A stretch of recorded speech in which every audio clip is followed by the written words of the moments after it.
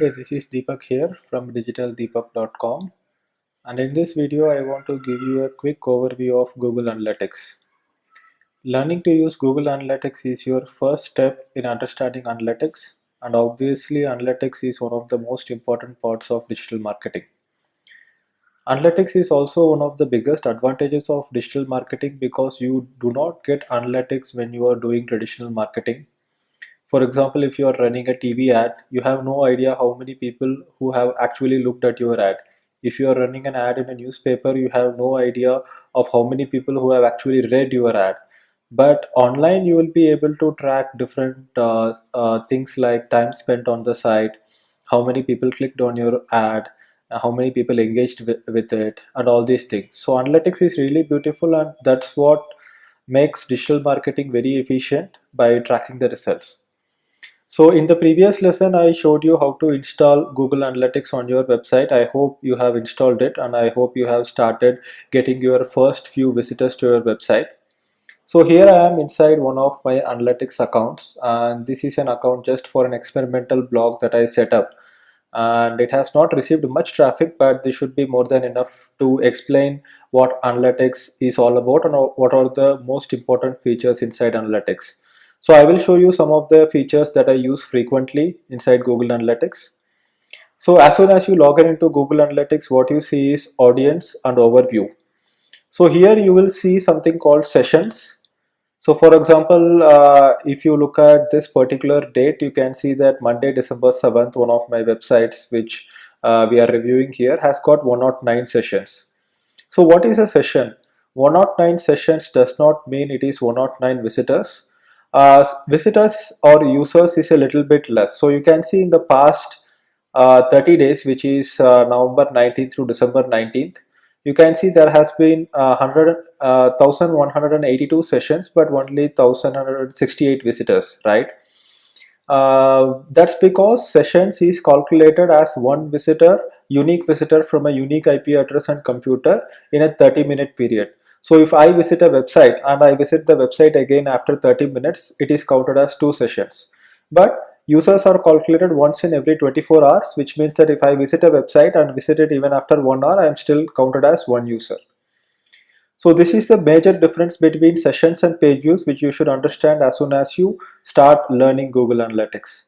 And also we have something called page views. Page views means every time a page is viewed, it's called a page view. So whenever I go into a site and I visit 3 pages on the site, which means that I have generated 3 page views. So page views is usually more than sessions, and you can see that pages per session is 1.19, right? So basically if you multiply 1182 into 1.19, you get 1407 visitors. That's the number of page views. So page views divided by number of sessions is what you get as pages per session. And you see average session duration is the average amount of time that people have spent on your website. And then you have something called bounce rate. Bounce rate is 90.52%, which means that 90.52% of the people who visit the site visit only one page and they do not go into further pages. So for my site Digital Deepak, this bounce rate is little bit less. It's around 60 to 70%, which means that the website has more engagement. When people come to my site, they visit more than one page. But for this particular website in question, people who come to the site, 90% of the people do not go to any other page on the site. Also, when you look at percentage new sessions, you can see 89% of the people who have visited my site in the past 30 days are new sessions. They are not people who have visited earlier. And you can see the same 89.85% appear here, which is basically new visitors, and 10.2% is returning visitors. So this is what you see on the home page, and these are the basic stuff that you need to understand. And here you will have segments. If you need to add a separate segment, for example, if you need to calculate what is the amount of direct traffic, you just put a tick mark here and you click on apply, and then you will see start seeing the direct traffic versus all sessions comparison on this page. So you can see direct sessions has been very less for this site. It's around for example, December 18th, direct traffic has been 5 sessions and all sessions has been 21 sessions. So that's it. As for a basic overview, Google Analytics is a very deep software. It has lots and lots of options. So we cannot definitely cover it in one day, but this is just to give you an introduction because in the previous lesson you have installed Google Analytics, right? So I will show you some of the other features as well. So when you go into demographics, so let us remove this first. All right, so when you go into demographics, you will be able to see an overview. So right now demographics is not enabled. For this account, you have to click on enable before you can actually start seeing demographics for your account. So right now you can see that I have enabled demographics, and once it is enabled, after 24 hours, I will be able to see the age and gender of the people. So Google collects this data based on the profiles on Google Plus. So recently I published an article about how you can find more demographic data of your users using Facebook. So Facebook is also giving you a lot of analytics. So here you can see this particular article you can read to learn more how to get deeper insights on your visitors. So I use Google Analytics and I use Facebook alternatively. So here you can see inside Facebook audience insights, you will be able to see where your visitors are coming from, and what is the male female distribution and what is the age distribution of your visitors. So these numbers are a little bit more accurate on Facebook than on Google. All right, so again you can see interests overview. Again this comes under demographics, so right now we don't have any data here. Then we have geographic locations. So now we can start seeing the geography distribution of where our visitors are coming from. You can see that most of the visitors are from India, 594 sessions. You will be able to see the percentage of visitors who are coming from India as well. And once you click on India, you will be able to see what is the distribution inside India. So here you can see this particular website is targeted at Tamil Nadu, and here you can see most of the visitors have come from Tamil Nadu. So here you will be able to see some interesting insights, and again you will be able to get number of new sessions, number of new users, pages per session, and all such details for each and every subcategory, right? And then you look at behavior. We have new versus returning people, which we have already seen on the home page. We can see the percentage of new versus returning visitors, and we can see individual analytics of each of these visitors, right? So you can see returning visitors are more familiar with the site, they see more pages on average. So here you can see the bounce rate is marginally less, and obviously the page views is high, time spent on the site is high, who come back to the site. So then you have frequency and reach metrics as well. This is how what is the frequency of visitors and what is the reach of visitors. So if you browse around and just see all the options that are available, you should be able to make sense of it. So here you can see engagement. Most of the visitors are spending less than 10 seconds on the site, and then there are some users who spend more seconds. So this is just an experimental website, right? So these statistics are much different for my own blog. I get a lot of visitors who spend a lot of time on the site. Then you can also see the browser and OS of your users. So this helps you design your website accordingly. So most of the WordPress blogs load well on all the browsers. So you can see Chrome is the #1 browser, then we have Firefox, then we have UC browser, and then of course Internet Explorer is all the way at the 7th position. I still wonder why people use Internet Explorer. And network, so here you can see what is the network. So broadband, BSNL, Vodafone, Opera, Google. So here we don't have very accurate data. So Bharti Internet, Bharti Telnet is Airtel here, and then I don't know what this is, but you get some data about it. Then you can see overview of mobile device category. What is the distribution of people visiting from desktop, mobile, and tablet? And then you have distribution of devices as well. So what are all the devices that people use? So a lot of people use Google Nexus 5, then it's Apple iPhone, then it's Motorola. So here you can see it is not set, so analytics is not able to determine what device they are using. You can see Apple iPad, and you can see all the top devices that people use.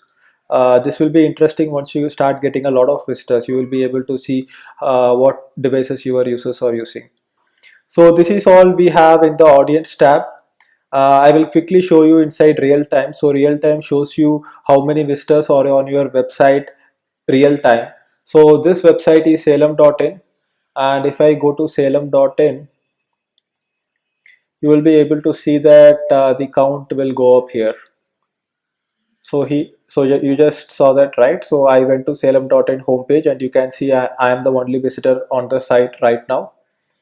So if at all I click a particular page and go inside it, and now I can see that uh, again this is one visitor, and this is from Bangalore, so that's where I am doing visiting it, and this is the page that I am visiting right now. So this is the top active pages. So this is an excellent tool. So if you are doing some promotion and if you are expecting a lot of visitors in a short time, you can see which areas of your site are popular right now. Then I will quickly go over acquisition tab. So inside acquisition, you will be able to see where I am acquiring the users from. You will be able to see the distribution. So here you can see it is around 37% referral traffic, 34% organic traffic, then we have direct traffic, and then we have traffic from social also. This is not 100% accurate because sometimes you end up getting traffic from social websites such as Facebook, and it gets marked as direct traffic. So that happens. So referral, organic, direct, social, this is the distribution. Then if you go inside channels, you will be able to see little bit more information, like if you want to see organic traffic, more in-depth look. So this is the number of organic visitors I am getting to the site every day, around 12 visitors to 20 visitors every day. And here you will be able to see what are all the keywords that people are using. Of course, Google does not show you most of the keywords that people use. So here you can see 73% of the people who have used keywords, Google is not showing it to us. And then you can see tree maps.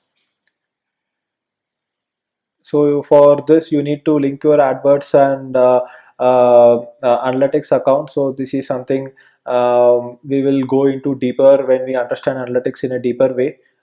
This will come in the analytics module in the future. Then you have source and medium.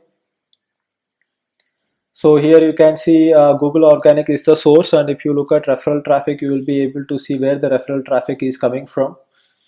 And again, if you just go inside Google and Google/organic, of course, here you will be able to mention secondary dimensions.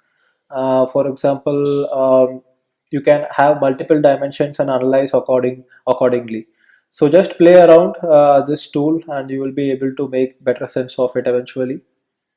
Many of the options are not very important. You just need to know that it exists. So here you can see what is the most referrals I get. Here you can see from mobile Facebook. On Facebook I have got lots of visitors. Then you have AdWords. If you are running AdWords campaigns, you will be able to get the AdWords data right here inside analytics. Inside search engine optimization, you will be able to connect Google Webmaster Tools and Google Analytics. So I have written an article about it. You should read that. How to integrate.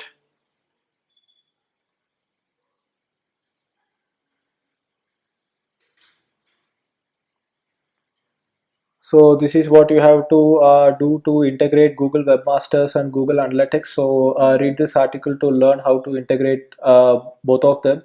So if you have an AdWords account, that also you should integrate here. Then you have data about social traffic, and then you have data about campaign traffic as well here.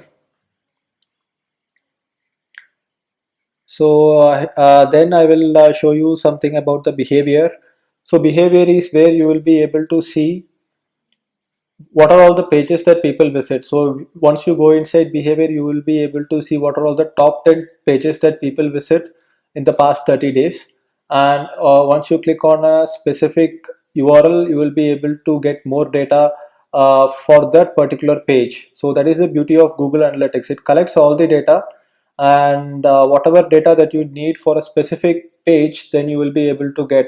Or if you want data for a specific demographic also, you will be able to get. For example, if I want to check the medium for this particular page, what is the different traffic sources? So 89 came via referral, 168 via organic, and 91 is not tracked. So that I am able to see inside site content. I can see what are all the top landing pages, what are all the top pages that people visit when they enter the website, and what are all the top pages that people spend before they exit on the website, so that I am able to see here. Again, you can see there are a lot of errors, a lot of other URLs which does not make any sense, but I can see that these two pages and the home page are the major pages from where people are spending time. Then I can see site speed data as well. Site speed data is very important in terms of your page should load very fast if you have to rank well in the search engines. It is very important for SEO. Then I can see page timings here as well. So the load speed for each and every page. Then there are some suggestions. Then you have internal site search. We can do events. This is a bit of an advanced topic. Then you have content experiments where you can do split testing. You have in-page analytics where Google will show you where exactly people are clicking on the page. So it will load the page, and this will be more like page analytics. So there's also a page analytics plugin in Google Chrome which helps you find out people click where on your site, or all the links which are very popular. So right now it looks like we have a problem with page analytics. It asked me to install page analytics Chrome extension. So this is something you can try. No, I'm not covering it in this video.